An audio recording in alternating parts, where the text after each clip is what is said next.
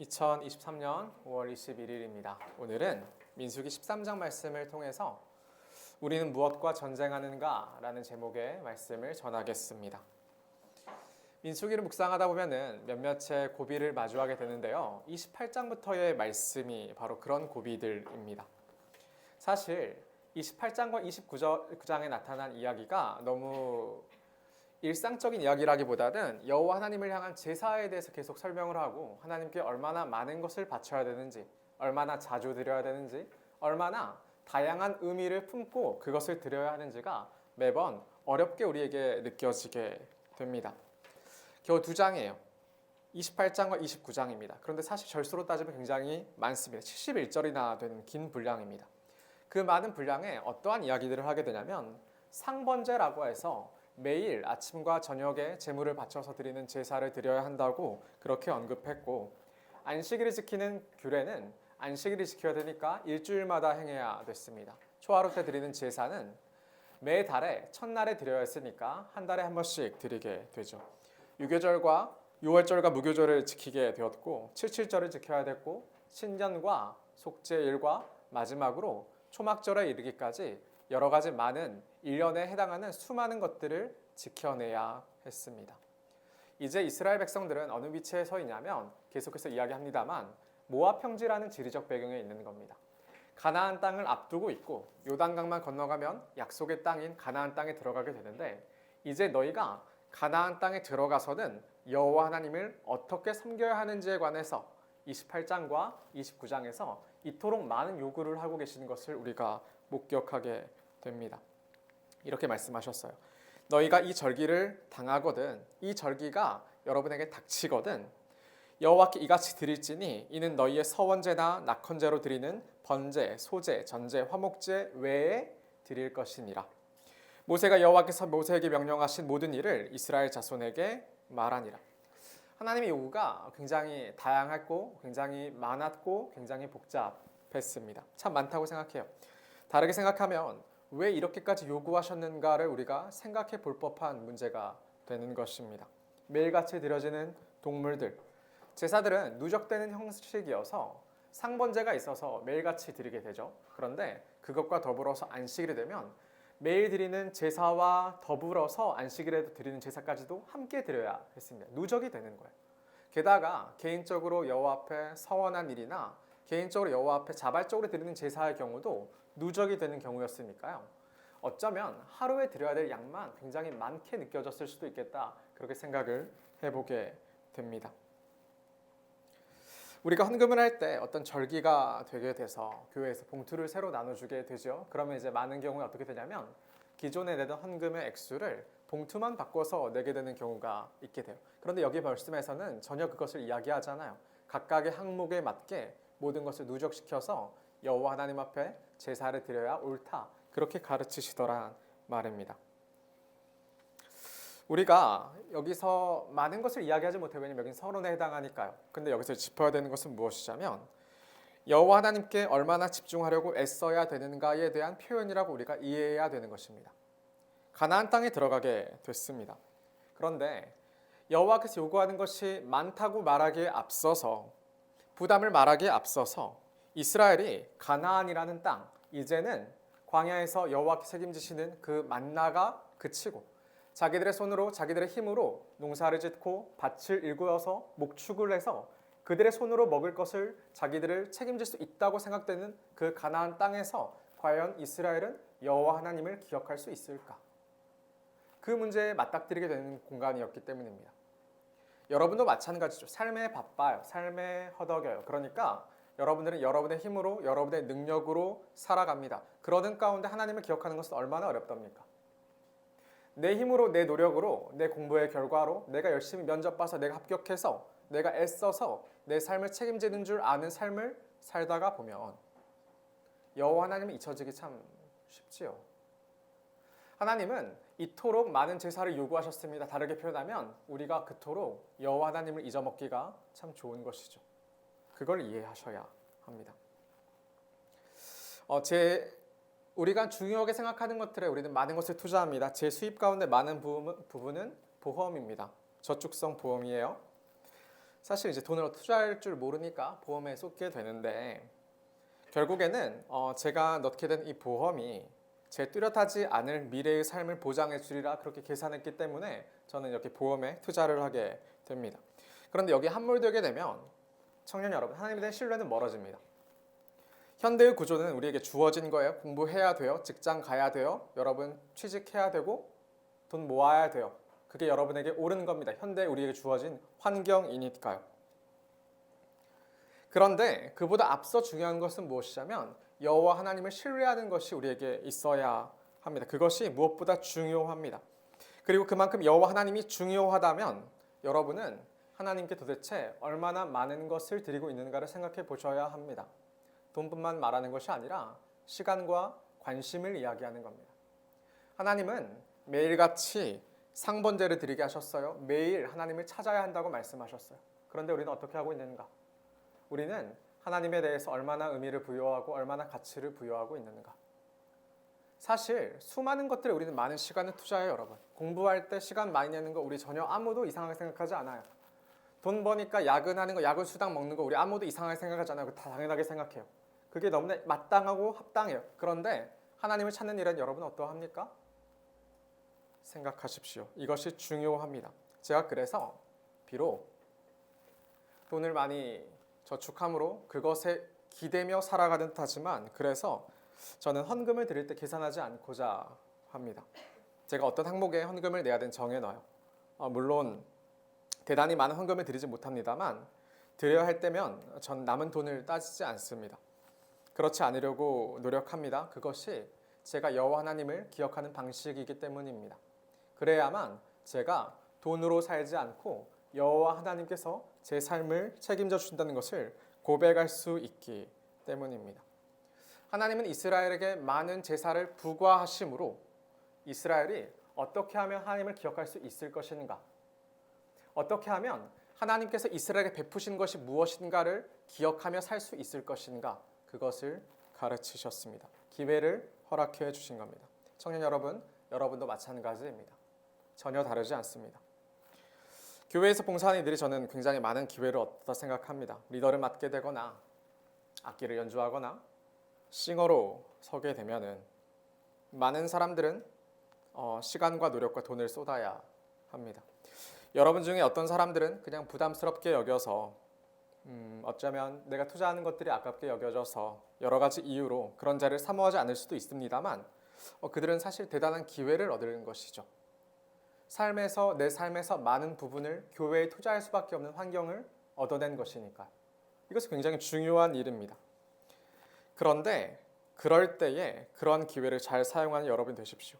하나님을 찬양하기 위해 연주하고 노래하는 여러분은 하나님을 묵상할 수 있는 기회로 가지셔야 되는 겁니다. 그냥 노래하고 연주하는 게 무슨 의미가 있겠습니까? 네, 그것을 통해서 하나님을 생각하고 하나님이 어떤 분이실지를 배워가고 하나님을 찬양하는 일이 우리 가운데 있어야 합니다. 오늘 말씀도 마찬가지입니다. 오늘 말씀도 역시 가나안이란 땅을 앞두고 있는 이스라엘을 향한 말씀입니다. 이스라엘은 모세와 함께하는 마지막 전쟁을 치르게 되는데 그 전쟁이 오늘 31장에서 이야기하는 미디안과의 전쟁입니다. 31장은 이 전쟁의 시작부터 시작해서 전쟁의 결과와 전쟁 이후에 전리품을 분배하는 문제까지 모든 것을 다 다루고 있습니다. 두 부분을 나누어 설교하게 될 겁니다. 먼저는 1절부터 16절까지 이 상반절을 통해서 도대체 이 전쟁은 무엇을 위한 전쟁이어야 했는가를 살필 것이고 17절부터 마지막까지 하반절을 통해서는 가나안을 들어가기 위해서는 정말로 중요한 것은 무엇이었는가 이것을 함께 살피겠습니다. 첫 번째입니다. 무엇을 위한 전쟁이어야 했는가? 여호와 하나님은 모세를 통해서 미디안과의 전쟁을 치르게 하셨습니다. 민수기 31장 2절 이렇게 나와요. 이스라엘 자손의 원수를 미디안에게 갚으라. 그 후에 네가 네 조상에게로 돌아가리라. 우리가 지난주에도 설교를 들었던 것처럼 이스라엘 백성들은 모압과 미디안의 어떠한 꾀에 넘어간 적이 있었습니다. 전쟁을 통해서 전쟁에 승승장구하는 이스라엘을 막을 수 없었던 그들은 어떠한 꾀를 내냐면 그들의 여자들을 통해서 그 미인계를 통해서 이스라엘 백성들을 타락시키는 그러한 꾀를 내게 되고 이스라엘 백성들은 보란듯이 거기에 넘어가게 되었습니다. 하나님은 그러한 과오가 있던 이스라엘 백성들에게 미디안과의 전쟁을 명령하셨습니다. 그 모든 것을 훌훌 털어버려야 되는 것이었죠. 모세는 광야를 이끌었어요. 그런데 이제 더 이상 가나안에 들어가지 못해요. 이젠 넘겨줘야 되는 거예요. 가나안에 자기가 이끌었던 그 백성들을요. 그러면서 마무리를 지어야 하는 겁니다. 가나안에 들어가기 위해서는 자기들의 과오였던 그 미디안과의 모든 문제가 정리가 되어야 이제 드디어 가나안을 향할 수 있었기 때문입니다. 하나님은 이 일을 위해 이 전쟁을 기획하셨습니다. 여호와 하나님은 이스라엘 자손의 원수를 미디안에 갚아야 한다고 말씀하셨습니다. 그리고 그 후에야 이스라엘이 그들의 조상들이 들어갔고 하나님이 약속하신 땅인 가나안으로 돌아갈 수 있다 이야기한 거예요. 아브라함과 이삭과 야곱이 거주했던 그 약속의 땅 가나안에 들어갈 수가 있게 된 것입니다. 모세는 이 전쟁을 준비하게 되는데 전쟁 준비의 모습도 색다릅니다. 두 가지의 포인트를 살필 겁니다. 두 가지가 있습니다. 첫째는 이 전쟁을 위한 이 군대의 구성이 참 특별한데요. 민수기 31장 4절과 5절에서 각 지파마다 1000명씩을 차출하여서 그들로 12지파니까 12,000명의 군대를 꾸린 것을 볼 수가 있습니다. 당시 이스라엘 군대는 2차 인구조사의 계수에 따르면 60만이라는 대군을 가지고 있었어요. 그러니까 그들에게 가장 피해가 없이 전쟁을 하는 방식은 무엇이냐면 커다란 숫자로 찍어 누르는 것입니다. 그게 무엇보다 유리한 방식이에요. 많은 병력을 운용해서 한 번에 피해 없이 잡아내는 것이 중요했을 때 근데 모세는 그렇게 하지 않았어요. 사실 그리고 지파별로 얼마나 많은 수적인 차이가 있었습니까? 그런데 그것을 따지지 않아요. 그렇지 않고 12지파에게 동일하게 1000명씩을 다 모으게 했습니다. 그리고 모두 12,000명의 군대를 꾸리게 되는 것입니다. 이거 첫 번째 특별한 점입니다. 군대의 편성이 특별하죠. 두 번째로 눈여겨볼 부분은 무엇이냐면 이 전쟁에 엘르아슬의 아들인 비느하스를 동참시켰다는 것입니다. 제사장인 엘르아슬의 아들 이 비느하스가 동참하게 돼요. 그의 손을 통해서 성소의 기구와 시도 나팔들을 들려서 전쟁에 함께 참여하게 되는데요. 이 비느하스란 인물은 우리가 기억합니다. 앞서서 모압과 미디안이 계획한 바알 보울의 일과 크게 연관되기 때문입니다. 그 일의 절정이 무엇이었죠? 그래요. 시므온 지파의 지도자였던 시므리가 여호와 하나님의 심판이 있음에도 불구하고 그것을 잊어버리고 여자를 데리고 자기 막사에 들어가서 성관계를 하다가 죽은 사건입니다. 그때 그들의 악함을 보고 여호와의 질투하심을 질투하여 꿰뚫어 죽인 인물이 바로 이 비느하스인 것이죠. 이 전쟁의 목적이 명확해지는 겁니다. 이 전쟁은 온 이스라엘이 다 참전하여 1000명으로 대표되는 모든 지파로 대표되는 온 이스라엘 같이 참전하여 여호와 하나님을 섬기지 않고 음행과 더불어 우상을 섬기게 된 그들의 과오를 그들의 손으로 씻어내는 전쟁인 것입니다. 그게 여호와 하나님께서 가나안에 들어가기 전에 그들에게 요구하신 전쟁입니다. 전쟁의 목적은 분명해요. 이 전쟁의 목적은 무엇이냐면 미디안의 말살입니다. 더 이상 휘둘리지 않겠다. 더 이상 흔들리지 않겠다. 더 이상 유혹당하지 않겠다. 오직 여호와 하나님을 신뢰하겠다. 그것이 이 전쟁의 목적이었습니다. 전쟁의 진행 과정은 사실 드러나지 않아요. 바로 결과로 이어집니다. 곧바로 7절부터가 전쟁의 결과가 나타납니다. 그들이 여호와께서 모세에게 명령하신 대로 미디안을 쳐서 남자를 다 죽였고 그 죽인 자 외에 미디안의 5 왕을 죽였으니 미디안의 왕들은 에위와 레겜과 수르와 후르와 레바이며 또 부올의 아들 발람을 칼로 죽였더라. 이 부올의 아들 발람의 죽음이 여기서 드러나게 되죠. 그러니까 앞선 5명의 미디안 왕들은 이 발람의 꾀에 동참한 주동한 그런 주동자들 가운데 있는 것입니다. 5개의 왕국을 멸망시켜요. 그들의 왕을 죽였으니까요. 그리고 부올의 아들 발람까지 죽이게 되었으니까 얼마나 대단한 업적을 이룬 것입니까? 이 전쟁은 목적을 달성한 것처럼 보여요.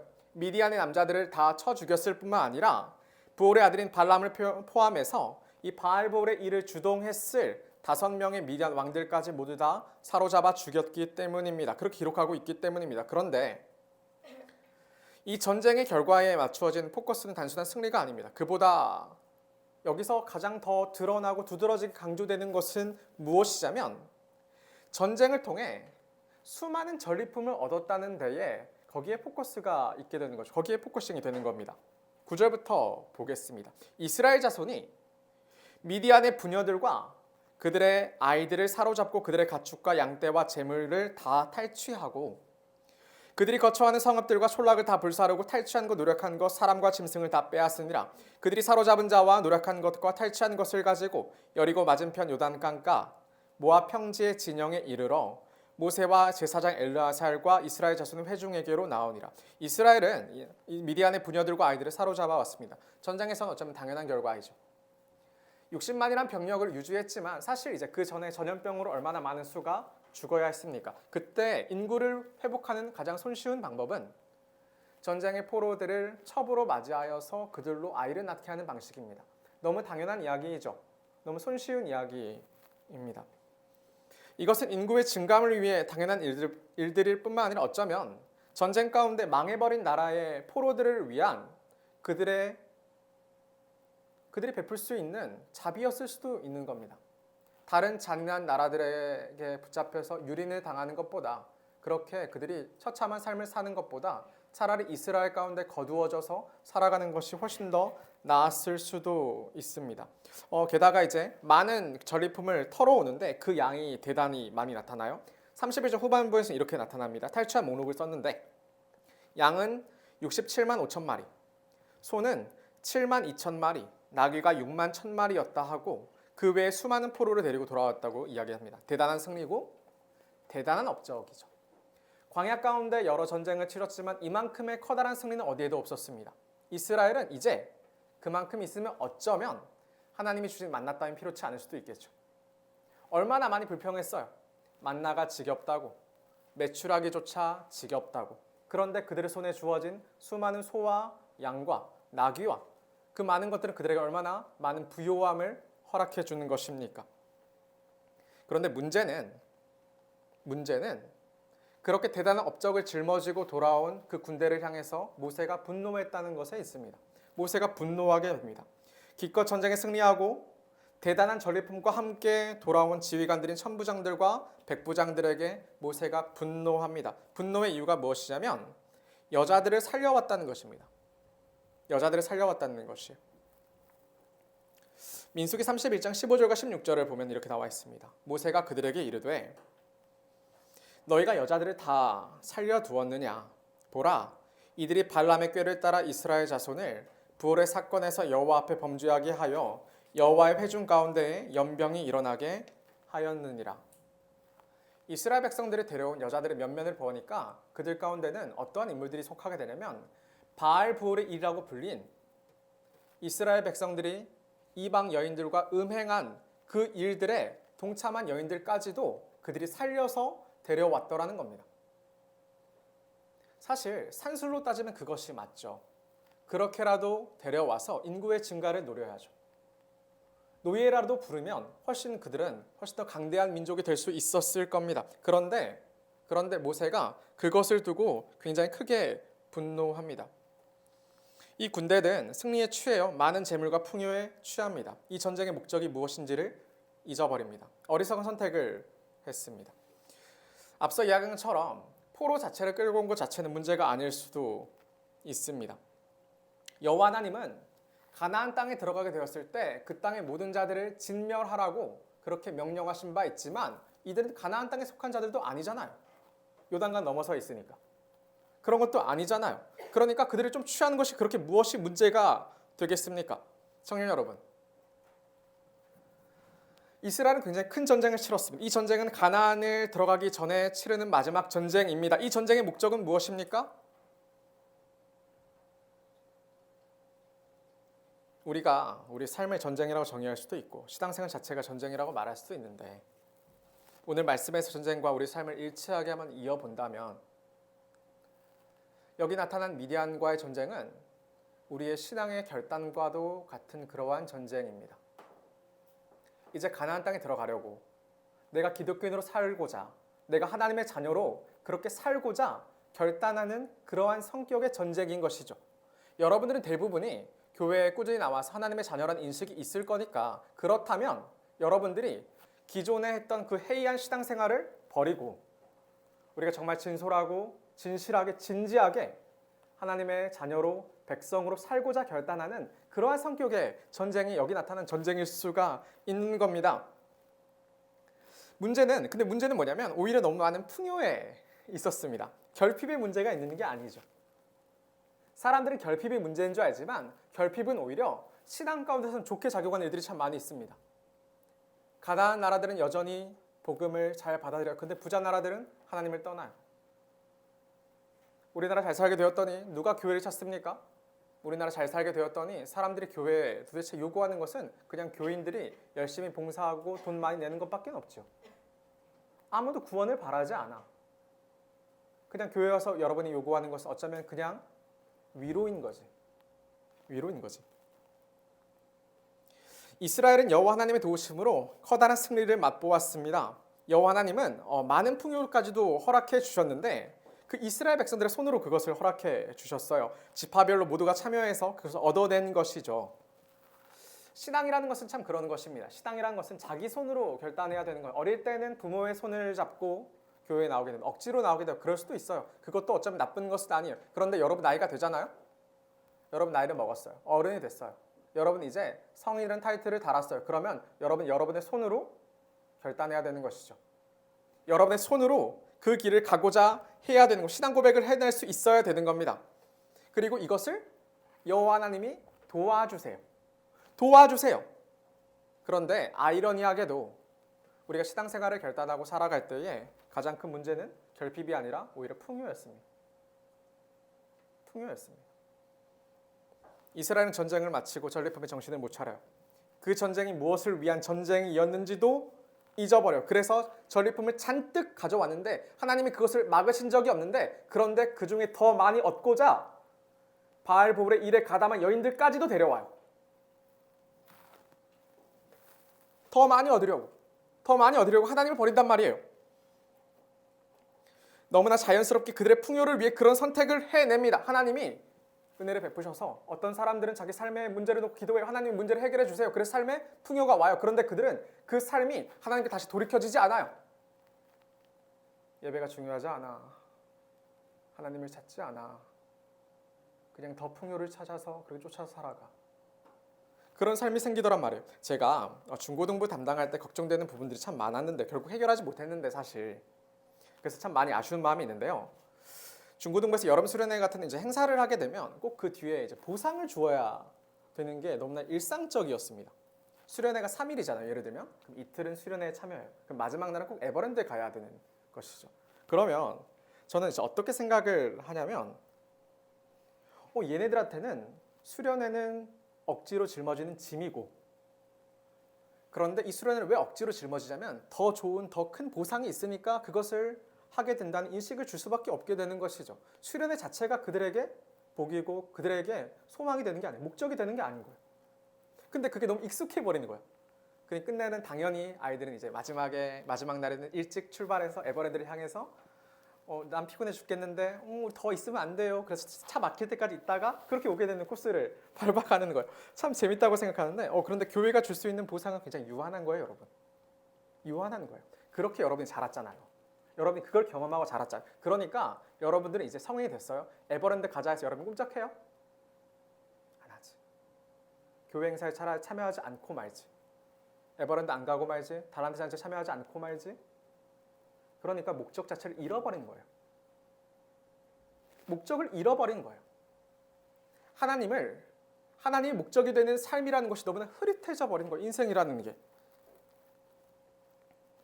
교회가 주는 재미나 보상이 여러분에게 필요치 않으니까 그게 충분치 않으니까 아예 그런 것을 받지 않을 테니까 교회 가르침이나 교회 멤버십을 구성하는 것이나 그런 걸 참여하지 않으려는 일들이 생겨나면 무엇이 중요한지 몰랐기 때문입니다.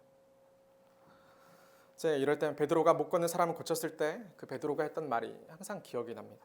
베드로가 이르되 은과 금은 내게 없거니와 내게 있는 이것을 내게 주노니 나사렛 예수 그리스도 이름으로 일어나 걸으라 하고 은과 금도 있었으면 어땠을까?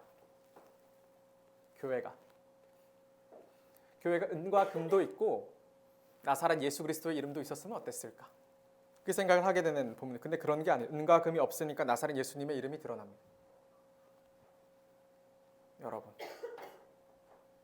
여러분에게 여러분이 생각한 충분한 보상이 교회로부터 주어지지 않고 여러분이 기도한 충분한 기도들이 응답되지 않았을 때 나사렛 예수 그리스도 이름이 드러나는 겁니다. 그렇지 않으면 우리는 착각해요. 근데 그 착각을 신앙이라고 오해해요. 그러니까 결국에 하나님을 믿는다고 말하면서 계속 미디안 여자들을 끊지를 못해.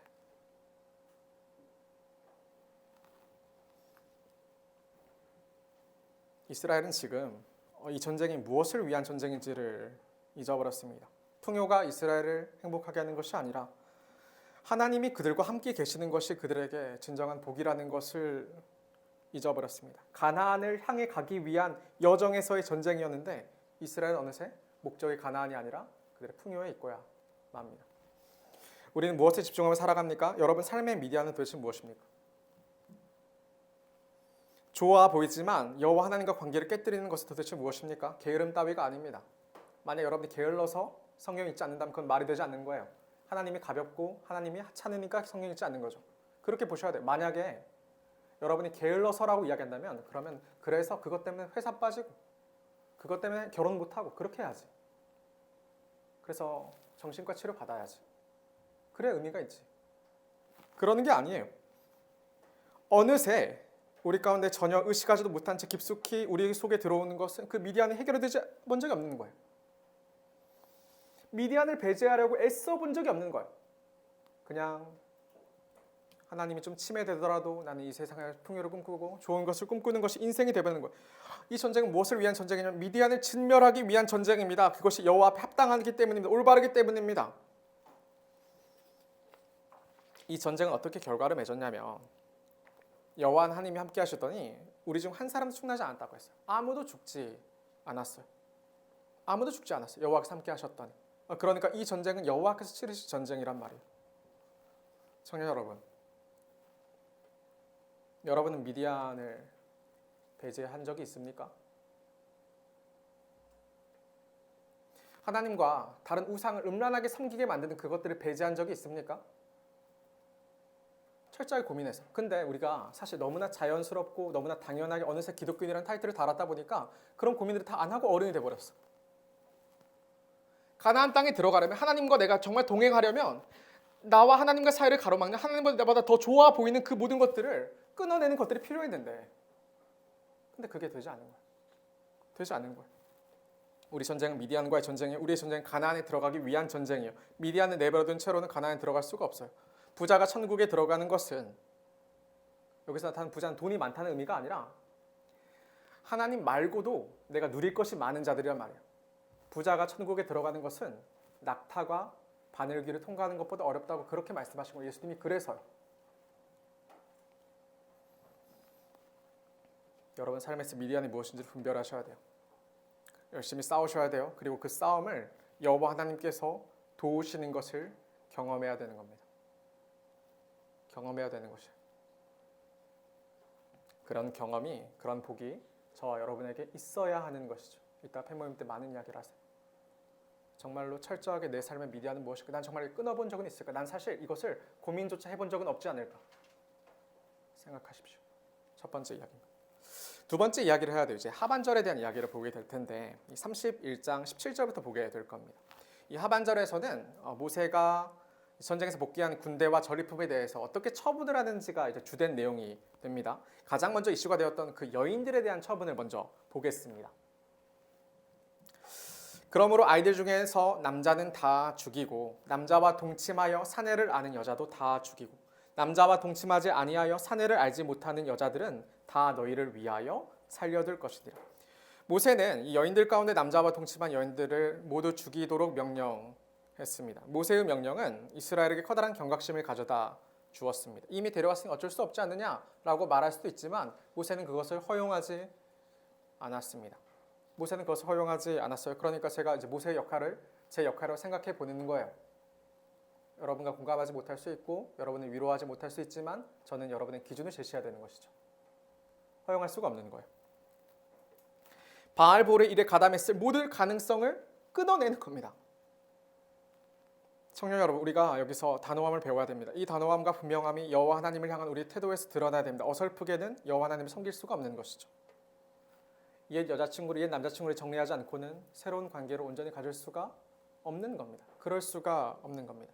앞서서 30장에서 여러분 어떤 이야기가 나타나게 되었냐면 서원에 관한 이야기가 나타났습니다. 이 이야기에서의 중점은 뭐냐면 여호와께 서원하였으면 맹세하였으면 그것은 반드시 지켜져야만 한다는 것이 그 이야기의 주요 골자예요. 그러니까 여호와 하나님께 대해서 사람들은 어떻게 생각하냐면 그럼 서원 안 하지 뭐. 약속 안 하지. 그냥 편하게 살지. 이렇게 그런 사람들 잘 모르는 거야. 그게 아니야. 그렇게 하는 게 아니야. 내가 왜 서원하냐면 내가 왜 맹세하냐면 그렇게 여호와 하나님과 굳건하고 강경한 끈을 맺고 싶어서요. 하나님 나와 가깝기를 원하는 거니까. 제가 대학생 때 이제 같이 모여있던 무리들이 있었습니다. 남자들은 계속 한 번 모이면 무슨 이야기를 하면 어느 누가 예뻤다는 이야기를 해요. 이번에 엘리베이터를 탔는데 그 사람의 이름은 엘리베이터 여가 돼요. 그러면 항상 우리 지나가다 야 엘리베이터 이렇게 옆에 바라는 거예요. 그럼 있는 거야. 그런 사람들이었는데 우리는 그런 사람들이었는데 이제 우리 모임 중에 한 형이 연애를 시작하게 되었습니다. 맨날 좀 궁금하니까 묻게 돼요. 좋냐? 잘 사귀고 있냐? 이제 이런 것들을 묻게 됩니다. 그 형 굉장히 신실했는데 얼마나 그 누나와 코드가 잘 맞았냐면 둘이 만나면 서로 손잡고 기도하고 시작하는 거예요. 데이트를. 그런 사람들이었어. 그러니까 천생연분인 거지. 나는 그렇게 못했을 것 같은데 그래 본 적이 없는데 그런 일들을 행했던 그런 형이. 그런데 이제 둘이 싸우게 되었던 것 같아요. 그러다 이제 헤어지게 됐어. 이 형은 마음이 너무 아팠지만 그 누나에게 헤어지자고 헤어지자고 그 말을 하게 됩니다. 그런데 문제는 뭐냐면 그 누나 반응이 너무 덤덤한 거야. 그 누나 반응이 너무 덤덤한 거예요. 왜냐하면 왜 그랬냐면 이 형은 사귀는 줄 알았는데 그 누나는 썸이었던 거예요. 사귀자는 말은 해본 적이 없는 거야. 그러니까 이 형은 당연히 서로 손잡고 서로 밥 먹으면 사귄다고 생각을 했는데 그 누나는 그냥 썸일 뿐이었던 거예요. 그 누나 입장에서는 헤어지는 게 아니에요. 그러니까 제가 무슨 이야기를 하는 거냐면 깊은 관계란 그런 거라는 거예요. 하나님께 약속하고 하나님과 더 깊은 관계를 맺고자 해야 되는 거지 그냥 하나님과 대면대면하게 맨날 거리 유지하고 하는 관계는 썸일 뿐이에요. 흩어져버려. 결국 돌아서면 아무것도 아닌 관계인 거야. 그런 거지. 제가 이야기를 하는 걸 이해하시겠어요? 어떤 부담도 없어. 하나님과 관계에 있어서. 어떤 약속도 없어. 어떤 기대도 없어. 어떤 소망도 없어. 그렇게 아무것도 요구하지 않고 아무것도 바라지 않고 그냥 있는 대로 교회 나와서 살아가는 삶은 아무것도 아닌 거야. 아무것도 아닌 거란 말이에요. 모세가 이것을 분명히 했습니다. 모세가 남자와 동침한 여자들을 모두 다 끊어내게 했어요. 분명해져야 되니까 관계가. 분명해져야 됐으니까. 그래야 하나님과의 관계가 바를 수 있기 때문입니다. 전쟁에 승리했어요. 많은 전리품을 가져온 군대입니다. 그런데 이 군대를 향한 모세의 반응은 그들의 승리를 공적을 취하는 것과는 거리가 멉니다. 모세는 그들의 전리품 가운데 가려야 할 것을 이미 가려냈어요. 그 여자들이 죽였으니까요. 그리고 뿐만 아니라 그들은 전쟁으로 살인을 해서 시체를 만졌겠죠. 시체를 만진 건 굉장히 큰 일이잖아요. 사체를 만졌기 때문에 우리가 앞서 살폈던 이 죽음으로부터 정결하게 하신 예식인 암송아지 재를 섞은 잿물, 그 잿물을 뿌려야 했어요. 군대가 승전가를 부르면서 돌아오면 그 많은 전리품을 이끌고 돌아오면 그들을 향해서 얼마나 큰 환호를 해줘야 돼. 그런데 그들은 일주일 동안 시체를 만졌기 때문에 지정 안으로 들어오지 못해. 그들은 정결하게 해야 됐어요. 3일째에 암송아지의 재를 섞은 그 잿물을 뿌려서 정결하게 하고 마지막 7일째에도 같은 일을 반복해야만 그들이 정결하다 여겨져서 진영 안에 들어올 수가 있게 되었습니다. 뿐만 아니에요. 그렇게 하는 것이 그것뿐만 아니라 그들의 의복도 깨끗하게 빨아야 했어요. 그들뿐만 아니라 포로도 그랬어야 됐어요. 이 여호와 하나님의 진영에 들어온 것은 그런 문제니까요. 전리품으로 가져온 것들 중에 불에 타지 않은 금속은 다 불을 지나쳐야 됐어요. 그래야 깨끗하다 했거든요. 불에 타버리는 것들이 있을 거아니에요. 그럼 물로 지나야 됐어요. 물에 씻어야 됐어요. 그래야만 깨끗해졌어요. 너희는 일곱째 날에 옷을 빨아서 깨끗하게 한 후에야 진영에 돌아올지니라. 이스라엘은 그렇게 진영에 돌아올 수가 있었습니다. 이 장면을 보면 우리가 너무하다는 생각을 생각해 보게 됩니다. 하나님 명령으로 전쟁을 치르고 난 군대입니다. 그들의 노고와 수고를 치하하고 돌아온 이들을 빨리 지정 안으로 들여보내서 쉬게 해줘야 한다고 생각하는 것이 일반적인 교회에서 마찬가지인데 고생한 이들이 격려한 일들이 있어요. 세워주는 일들이 우리에게 흔해요. 이런 일들이 필요해요. 중요해요. 그런데 온 이스라엘은 그보다 먼저 그들의 편의를 얻고 고생을 보답받는 것보다 그렇게 자신을 내세우고 앞세우기보다 그렇게 인정받기보다 그들은 여호와 하나님을 먼저 생각하는 것이 그들에게 훨씬 더 중요했다는 것을 가르치는 겁니다. 나를 내세우는 게 아니라 여호와 하나님 앞에 내가 괜찮을까? 그게 무엇보다 중요했다는 거예요. 청년 여러분, 우리는 정말로 여호와 하나님이 내 삶을 이끌고 계시다고 고백합니까? 이 고백 없는 신앙은 자기 의가 될 뿐입니다. 봉사 열심히 하는 게 저는 참 걱정이 될 때가 있어요. 자기 의만 세우기 때문이에요. 결국 내게 남는 것은 무엇이냐면 내가 열심히 봉사했다가 되고 만 어떤 이들은 칭찬받는 게 자기 봉사 이유가 되기도 해요. 칭찬받으니까 잘했다고 격려해 주니까 그게 봉사 이유가 되기도 해요. 여호와 하나님의 목적이 아닌 이들이 너무나 많아진단 말이에요. 사람들은 다 인정 욕구 있어요. 저도 그래요. 다 있어요. 그래서 착하다는 평가를 듣고자 하는 일들이 교회에 많아요. 이스라엘도 마찬가지였어요. 모세는 그런 이스라엘이 굉장히 철저하게 목적이 하나님이 되어야 한다고 가르치는 겁니다. 하나님이 되어야 한다고 가르쳤어요. 철저히 하나님을 의식하게 했습니다. 이스라엘 전쟁을 승리하게 하신 분은 하나님이시다. 너희가 그 하나님을 말미암아 전쟁에 승리했고 많은 것을 누리게 되었지만 그것은 너희가 한 것이 아니다. 하나님이시다. 그것을 가르치셨단 말입니다. 그러니까 군대는 거룩한 하나님 앞에 서기 위해 부정해진 자신을 깨끗이 씻어야만 했고 전리품들을 정결하게 해야만 했고 하나님과 합당할 때에만 하나님 앞에 나아갈 수가 있었습니다. 모세는 그들을 정결하게 함으로 그들 모두를 하나님 앞에 서는 것이 얼마나 중요한지를 가르치는 겁니다. 생각해보면 전쟁에 큰 승리를 이뤄냈어요. 그러니까 그들은 어쩌면 우리 정도 힘이 있으면 능력이 있으면 이제 온 세상이 다 자기들을 두려워하니까요. 하나님 없어도 된다고 생각할 법하죠. 전리품 많이 얻었으니까. 모세는 철저해요. 그게 아니야. 그게 아니야. 우리도 마찬가지예요. 무슨 일을 맡아요? 그런데 여호와 하나님이 앞서지 않잖아요. 두려워해야 해요. 두려워해야 해요. 모세는 계속해서 그 전리품을 분배하는 문제를 나누게 되는데 그 전리품을 여호와께 되돌려 드리는 이야기를 계속해서 하게 됩니다. 전쟁에서 들어온 전리품은 반으로 딱 나눠요. 그래서 절반은 전쟁을 치른 군인들이 갖게 되고 절반은 회중들이 갖게 된단 말이에요. 근데 이제 이 군인들이 갖게 된 이 절반에 관해서 어떻게 했냐면 그 중에 500분의 1을 여호와 하나님께 돌리라고 명령하게 됩니다. 그 이야기가 나타나게 됩니다. 적지 않은 재물이 어쩌면 아깝죠. 많은 양의 동물들이 많은 양의 재물들이 여호와께로 돌아가야 했기 때문입니다. 그런데 이제 그때에 어떤 장면이 등장하면 이 군대가 무엇을 하냐면 이 군대를 이끌었던 천부장과 백부장들이 모세에게 나아옵니다. 무슨 말을 했을 것 같아요? 군대의 지휘관들과 천부장과 백부장들이 모세에게 나와서 모세에게 말하 당신의 종들이 이끈 군인을 계수한 중 우리 중 한 사람도 축나지 아니하였기로. 그들은 깜짝 놀랐어요. 전쟁은 어떻게 아무도 안 죽을 수가 있어. 그런데 그런 일들이 벌어졌다고 성경이 기록해요. 그들은 자기의 능력으로 이뤄냈다고 생각했을 수도 있겠죠. 자기의 고생으로 그것을 이뤄냈다고 생각했을 수도 있겠죠. 그런데 성경은 그렇게 말하지 않아요. 누군가는 죽었어야지. 그것이 마땅하지. 그래야 자기 생명을 바쳐서 이뤄낸 것이지. 그런데 그들이 숫자를 계수했더니 그들 중 아무도 죽은 자가 없었어. 전쟁에 나갔던 12,000명 중에 하나도 죽지 않았음을 확인하게 됩니다. 전쟁에서 어떻게 그런 일이 있을 수 있어요? 전리품이라는 것은 내 공적이죠. 내 수고에 대한 마땅한 대가잖아요. 내가 고생한 만큼, 내가 수고한 만큼 얻어내는 것이잖아요. 그들은 전쟁에 그 목숨을 걸었다고 생각했어요. 마땅한 대가를 요구하는 것이 당연하다고 생각했어요. 그런데 이해할 수 없는 결과를 마주하는 겁니다. 어느 누구 하나 죽지 않았기 때문이다. 여기 말씀이 나타내는 바는 명확합니다. 사람은 자기 손으로 자기 힘으로 풍요를 일궈내서 자기의 삶을 지탱해 나간다고 생각해요. 그러니까 우리는 여호와 앞에 모든 것이 아깝고 여호와 앞에 모든 것이 소극적이에요. 왜냐하면 손해보는 것 같거든. 그러나 결국 하나님이 일하신다는 것을 나타내고자 하는 겁니다. 여러분 돌아보면 하나님의 은혜 없이 된 것이 무엇입니까? 여호와를 떠나서 우리가 우리 손과 힘으로 이룰 수 있는 것이 도대체 무엇입니까? 우리가 출발선상에 서게 됐을 때 그때 그 기반을 주신 분 다 여호와 하나님 아니십니까? 그것 없이 도대체 우리가 무엇을 이야기할 수 있어? 여러분 부정한 우리는 여호와 하나님의 은혜로 말미암아 깨끗해지기 전에 우리는 그냥 부정한 결과만을 낼 뿐 아닙니까? 우리가 누가 관계를 잘해요? 우리가 누가 우리의 삶을 보장하고 보증해 낼 수 있어요? 삶은 더 그렇잖아요. 얼마나 삶은 이해할 수 없는 것들의 반복인지.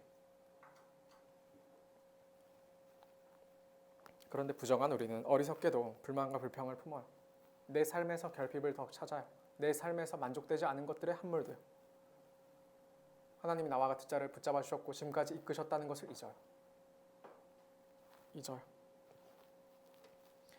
이 천부장과 백부장들은 이들은 자신들의 수를 계수하고는 자기들이 어떤 은혜 가운데 자기들이 살아왔는가를 계수해내고는 그걸 측정하고는 그들은 전혀 다른 반응을 화답합니다. 50절이래요. 우리 각 사람이 받은 바 금패물 곧 발목고리, 손목고리, 인장반지, 귀고리, 목걸이들을 여호와 현금으로 우리의 생명을 위하여 여호와 앞에 속죄하려고 가져왔나이다. 그들은 자원하여 여호와께 드립니다. 그것은 어쩌면 숨겨진 돈들이었어요. 여호와 하나님께 드리지 않아도 되는 돈들이었어요. 이 돈을 누구도 주장하지 못하는 그런 돈들이었어요. 그들은 자기 생명을 위해 그런데 여호와 앞에 속죄하려고 헌금을 드렸다고 했습니다. 그 양이 많아서 얼마나 많으냐면 금으로 16,750세겔이에요. 현대의 도량법으로 환산하면 금이 190kg이에요. 엄청난 거죠.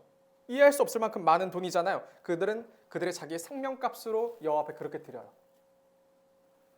내 삶을, 내 생명을 유지하는 것은 여호와 하나님이시구나. 그분이 죄악된 나를 속죄해 주셔서 내가 이렇게 살아가고 이렇게 많은 것을 누렸고 이런 승리를 경험하는구나. 그 고백을 해요. 어쩌면 그 앞에서 500분의 1을 드리는 것조차 여호와 앞에 아깝다고 생각했을 그들이. 미디안 여자들을 죽이는 것조차 그들은 그것이 섭섭했을 그들이 어쩌면 전혀 다른 반응을 어땠냐면 여호와 하나님이 자기들의 인생을 책임졌다는 것을 계수한 이유가 그래요. 계수한 이유가 그래요. 여러분 계수해 보셨어요? 올해 교회 다닌 여러분 계수해 보셨어요?